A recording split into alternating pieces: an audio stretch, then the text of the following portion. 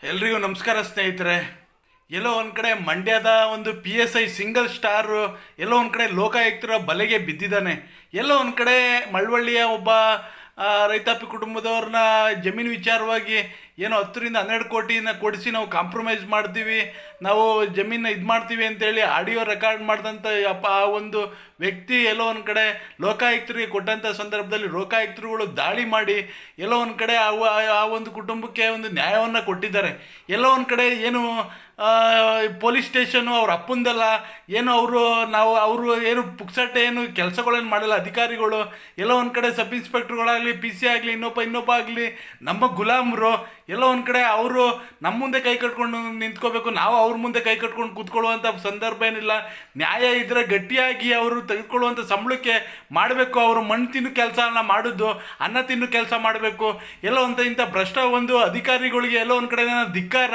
ಮತ್ತು ಹಾಗೆಯೇ ಎಲ್ಲೋ ಒಂದು ಕಡೆ ರಾಜ್ಯದ ಜನಸಾಮಾನ್ಯರು, ರೈತಾಪಿ ಕುಟುಂಬದವರು ಮತ್ತು ನನ್ನ ಕೂಲಿ ಕಾರ್ಮಿಕರಾಗಲಿ ಎಲ್ಲೋ ಒಂದು ಕಡೆ ಕೆಳಮಟ್ಟದ ಮತ್ತು ಮಧ್ಯಮ ಕುಟುಂಬ ವರ್ಗದವರು ಎದುರುವಂಥ ಸಂದರ್ಭ ಏನಿಲ್ಲ. ಯಾರು ಎದುರು ಕೊಡಬೇಡಿ. ಎದುರುವಂಥ ಸಂದರ್ಭದಲ್ಲಿ ನಿಮ್ಮನ್ನು ಲಂಚವಾಗಿ ಕೇಳಿದ್ರೆ ಯಾವುದೇ ಒಂದು DC ಕಚೇರಿ ಆಗಲಿ, AC ಕಚೇರಿ ಆಗಲಿ, ತಹಸೀಲ್ದಾರ್ ಕಚೇರಿ ಆಗಲಿ, ಮತ್ತು ಹಾಗೆಯೇ ಯಾವ ಒಂದು ಪಂಚಾಯಿತಿಗಳಲ್ಲಾಗಲಿ, ಒಂದು ಹೋಬಳಿ ಮಟ್ಟದಲ್ಲಿ ನಾಡ ಕಚೇರಿಗಳಾಗಲಿ, ಮತ್ತು ಹಾಗೆಯೇ ಎಲ್ಲ ಒಂದು ಪೊಲೀಸ್ನ ಒಂದು ಅಧಿಕಾರಿಗಳ ದರ್ಪ ದೌರ್ಜನ್ಯಗಳಲ್ಲಿ ನಿಮ್ಮ ಲಂಚವನ್ನು ಕೇಳಿದ್ರೆ ನೇರವಾಗಿ ಲೋಕಾಯುಕ್ತರಿಗೆ ದೂರನ್ನು ಸಲ್ಲಿಸಿ ಅವರು ಏನು ಶಿಕ್ಷೆ ಕೊಡಬೇಕು ಅವ್ರ ಮುಂದಿನ ಕ್ರಮಗಳನ್ನ ತೆಗೆದುಕೊಳ್ತಾರೆ. ಕಾನೂನು ನಾವೇನು ತೆಗೆದುಕೊಳ್ಳುವಂಥದ್ದು ಬೇಕಾಗಿಲ್ಲ. ಇಂಥ ಒಂದು ಭ್ರಷ್ಟ ವ್ಯವಸ್ಥೆಗೆ ನನ್ನದೊಂದು ಧಿಕ್ಕಾರ. ಎಲ್ಲೋ ಒಂದು ಕಡೆ ಸಾಮಾಜಿಕ ಜಾಲತಾಣದಲ್ಲಿ ಹರಿದಾಡ್ತುವಂಥ ಈ ವಿಡಿಯೋ ನೋಡಿ ಎಲ್ಲೋ ಒಂದು ಕಡೆ ನನಗೆ ಶಾಕ್ ಆಯಿತು. ಈ PSI ಎಲ್ಲೋ ಒಂದು ಕಡೆ ಹಗಲು ದರೋಡೆಗೆ ಇಳಿದಿದ್ದಾನೆ.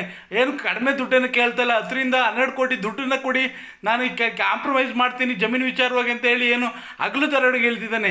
ಎಲ್ಲೋ ಅಂತ ಇಂಥ ಒಂದು ಭ್ರಷ್ಟ ವ್ಯವಸ್ಥೆ ನಾಡಿನ 224 ತಾಲೂಕುಗಳಲ್ಲೂ 31 ಜಿಲ್ಲೆಗಳಲ್ಲೂ ಇವತ್ತು ನಡೀತಿದೆ. ಎಲ್ಲೋ ಒಂದು ಕಡೆ ಇದು ಕಣ್ಣಿಗೆ ಕಾಣ್ದಿದೆ. ಎಷ್ಟೋ ಜನ ಮೋಸದಿಂದ, ವಂಚನೆಯಿಂದ ಪಾಪ ಎಲ್ಲೋ ಒಂದು ಕಡೆ ಆತ್ಮಹತ್ಯೆ ಶರಣಾಗೋದಾಗಲಿ, ಆ ಕಿರುಕುಳದಿಂದ ಬೇಸತ್ತು ಜೀವನನ ತಮ್ಮನ್ನು ಹಿಂಸೆ ಪಡಿಸ್ಕೊಳ್ಳೋದಾಗಲಿ, ತಮ್ಮ ಒಂದು ವ್ಯಕ್ತಿತ್ವನ ಎಲ್ಲೋ ಒಂದು ಕಡೆ ಇದು ಘಟನೆಗಳು 1-2 ನಡೀತಾನೆ ಇರುತ್ತೆ ಪ್ರತಿನಿತ್ಯ.